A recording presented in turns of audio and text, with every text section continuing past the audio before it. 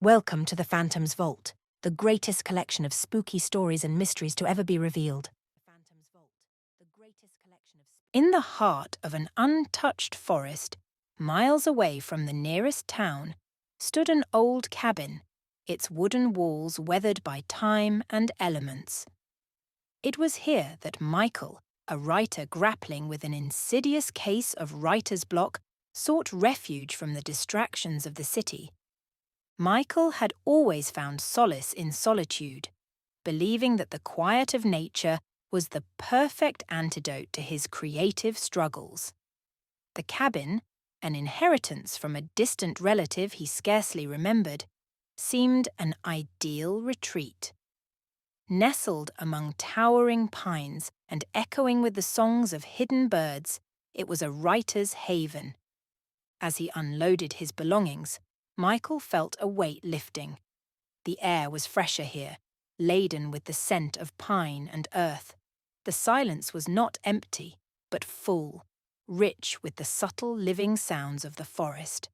With a sense of renewed purpose, he set up his old typewriter on a rustic wooden desk by the window, overlooking a small, serene lake.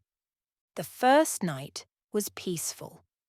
The only sounds were the gentle lapping of the lake's waters and the occasional rustle of leaves.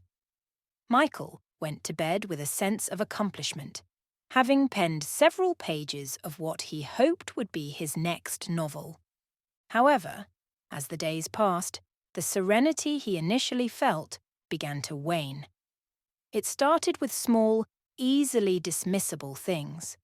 A feeling of being watched from the woods, the fleeting glimpse of shadows moving just beyond the reach of his vision, the strange sensation that the forest itself was whispering to him, words lost in the rustling leaves. Unnerved but determined, Micheal tried to focus on his writing.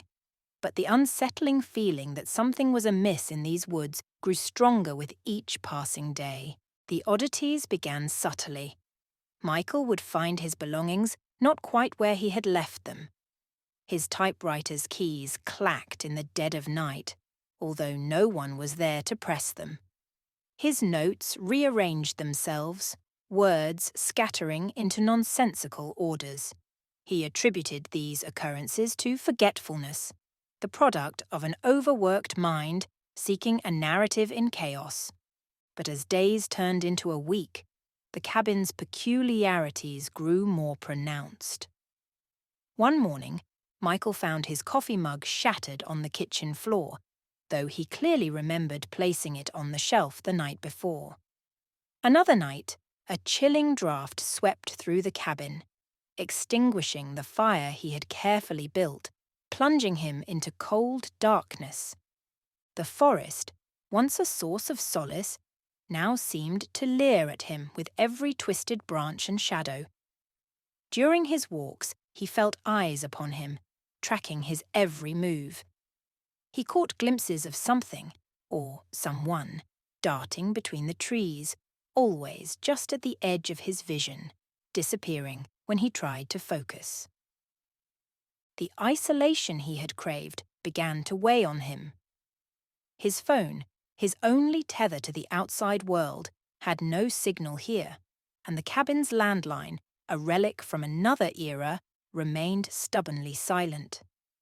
Micheal started to doubt his decision to come here, but his pride and determination to finish his novel kept him rooted. One foggy morning, while exploring the woods to clear his mind, Micheal stumbled upon a small, hidden clearing. In its centre stood an ancient oak, its bark marked with symbols that seemed too deliberate to be the work of nature. Beneath it, a circle of stones, charred as if by fire, hinted at long-forgotten rituals. That night, the whispers grew louder, more insistent. They seemed to echo from the woods, seeping through the cracks in the walls, slithering beneath the door. Words formed in the cacophony, words he couldn't quite understand, as if spoken in a language long lost to time. Sleep eluded Micheal. He lay in bed, staring at the ceiling, listening to the chorus of whispers. In the silence between them, he heard another sound, a faint, rhythmic tapping. It was coming from the window. Heart pounding, he approached, dreading what he might find. Peering through the glass, he saw a figure standing at the edge of the forest. It was motionless, silhouetted against the moonlit trees, its features obscured by darkness. As he watched, it raised a hand, pointing towards the cabin, or perhaps at him. The next morning, Micheal found footprints outside the window, too large to be human, with strange, elongated toes. They circled the cabin, then disappeared into the woods. A sense of dread settled over him. He was no longer alone. His writing, once an escape, now felt futile. The typewriter sat untouched, a silent witness to his growing paranoia. The cabin's walls closed in on him. The once comforting crackle of the fire now sounded like hushed, mocking laughter. In his heart, Micheal knew he could not leave. Not yet. The story of the cabin, its whispers, and the shadow in the woods demanded to be told. He began to write again, not his novel, but the story unfolding around him. It poured out of him, frantic, almost feverish. As he wrote, the line between reality and imagination blurred. The whispers grew clearer, urging him on, his hands moving almost of their own accord. The story revealed itself, a tale of tragedy and darkness, of a spirit bound to the forest, its voice lost in the wind. Micheal no longer knew if he was writing the story or if the story was writing him. The cabin, the forest, the whispers, they had become his world. A world where shadows danced at the corner of his eye and the past whispered in the leaves. He realized, with chilling clarity, that he was not just recording a tale. He was part of it, entwined in the cabin's history, a player in a story that was far from over.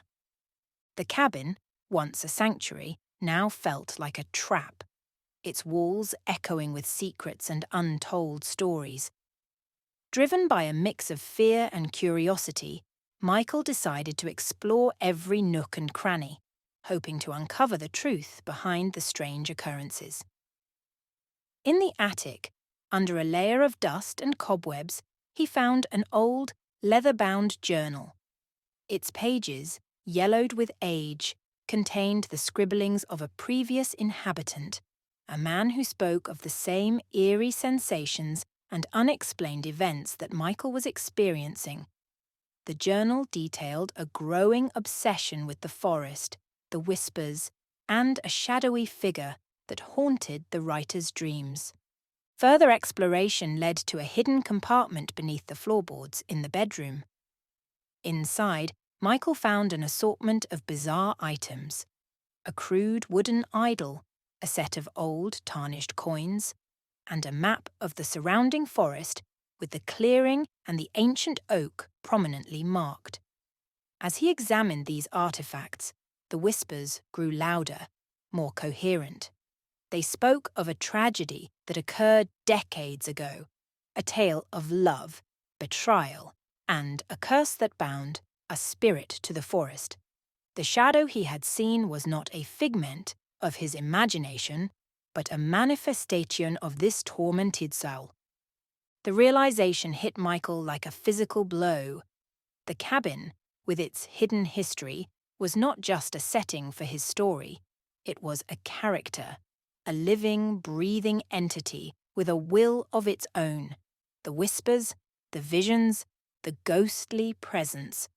They were all pieces of a puzzle, and he was the final piece. Armed with this knowledge, Micheal understood that he could not simply leave. The story demanded to be completed, and he was the only one who could give it voice. But he also knew that he was playing with forces beyond his understanding, forces that had already claimed one soul. With a mix of dread and determination, he returned to his typewriter.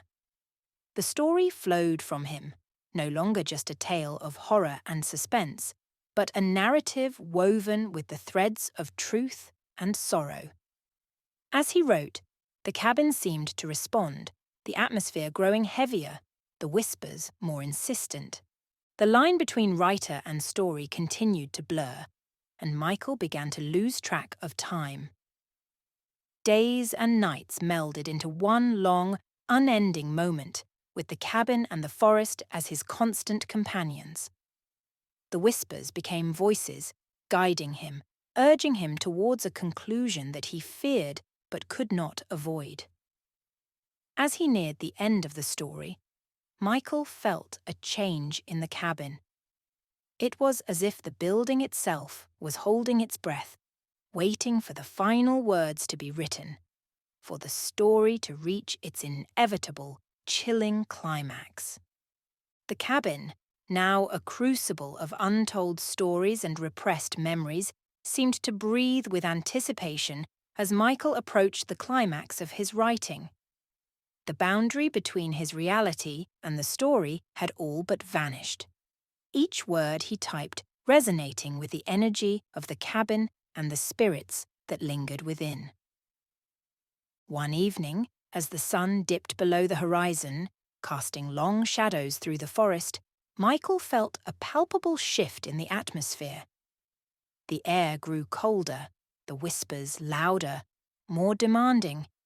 The figure he had seen in the woods began to appear more frequently, no longer just a fleeting shadow, but a clear, distinct presence. This spectral figure, once an ominous observer, now seemed to be communicating with him. It guided him to write specific passages, revealing the tragic events that led to its demise. The spirit was once a lover, betrayed and murdered, its restless soul bound to the cabin and the surrounding woods. As Micheal penned these revelations, a sense of urgency overtook him. He realized that his role was not just to tell the story, but to free the spirit from its earthly shackles. But with this realization came a chilling thought. Such a liberation might require a sacrifice. The cabin itself began to change. Objects moved of their own accord, doors slammed shut, and the walls groaned with the strain of the untold story. The air crackled with a strange energy, and the boundary between the living and the dead seemed to thin. One night, the climax arrived with a terrifying intensity. The spirit manifested fully in the cabin, its ethereal form more defined, its face twisted with sorrow and rage. It spoke directly to Micheal, its voice a cacophony of whispers, telling him the final piece of the story, the ritual that would set it free.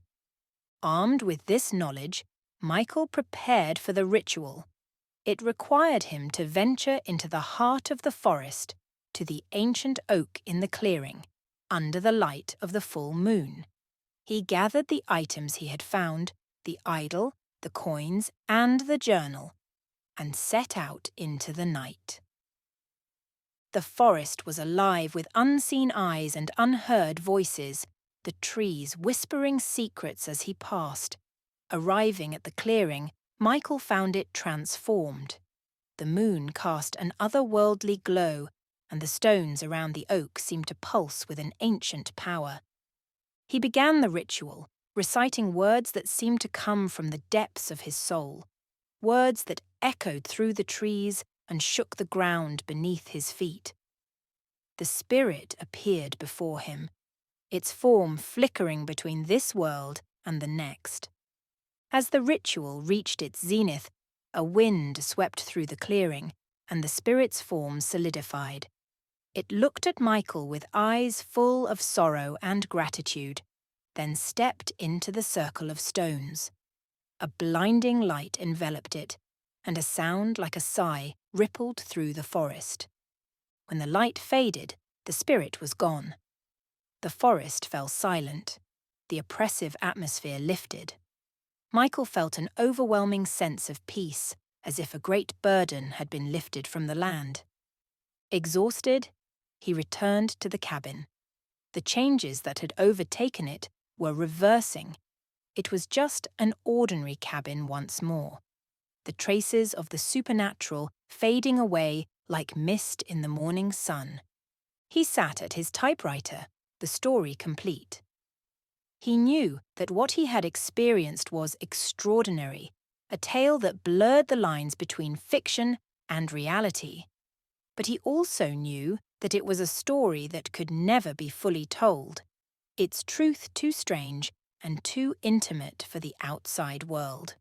With a sense of closure, Micheal packed his belongings.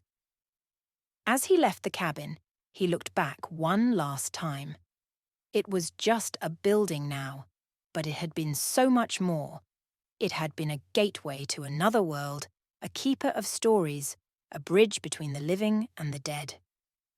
He drove away, leaving the cabin and the forest behind, but the memories of his time there would stay with him forever.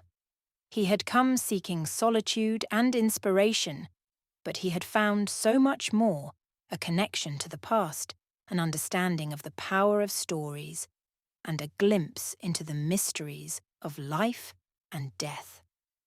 As he merged onto the highway, the cabin receded in his rear-view mirror, becoming just another part of the landscape. But for Micheal, it would always be a place of magic and mystery, a reminder of the time when he had touched something beyond the realm of the ordinary.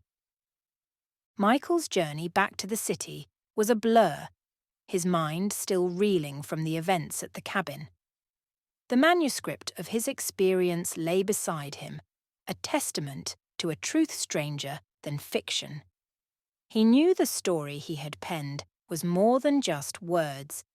It was a release for a soul long trapped in sorrow, and a closure for a tale that had haunted the cabin.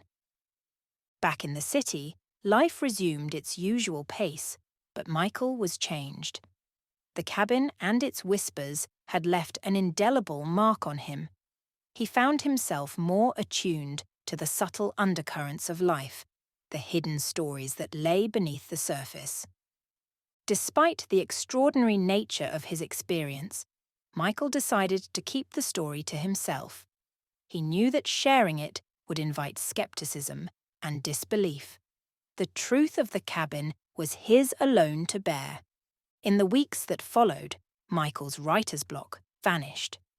He wrote with a newfound passion and depth, his stories infused with a richness that came from his profound experience. The cabin had given him more than just a story.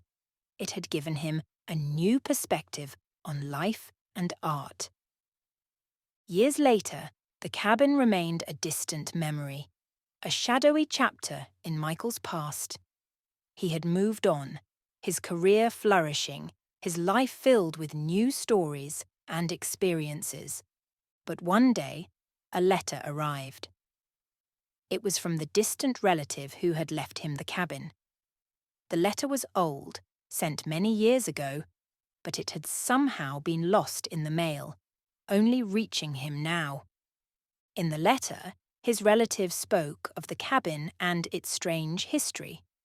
He wrote of his own experiences, eerily similar to what Micheal had encountered, and he left a warning. The cabin was more than just a building. It was a keeper of stories, a bridge between worlds. Micheal sat back, the letter in hand, a sense of unease washing over him. He realized that his time at the cabin was not just a personal journey, but a part of something larger, a piece in an ongoing story that spanned generations. The cabin, now sold to another unsuspecting soul, continued to stand in the whispering woods, its walls holding the echoes of the past, waiting for the next chapter to be written. As Micheal pondered this, he couldn't shake the feeling that his story with the cabin was not yet complete. That one day he might be drawn back to those whispering woods to uncover more of its hidden tales. But for now, it remained a memory, a whisper in the back of his mind, a reminder of the time when the veil between worlds had thinned, and he had glimpsed the mysteries that lay beyond. If you enjoyed this tale from the Phantom's Vault, consider smashing that like and subscribe to receive notifications when new stories emerge from the vault.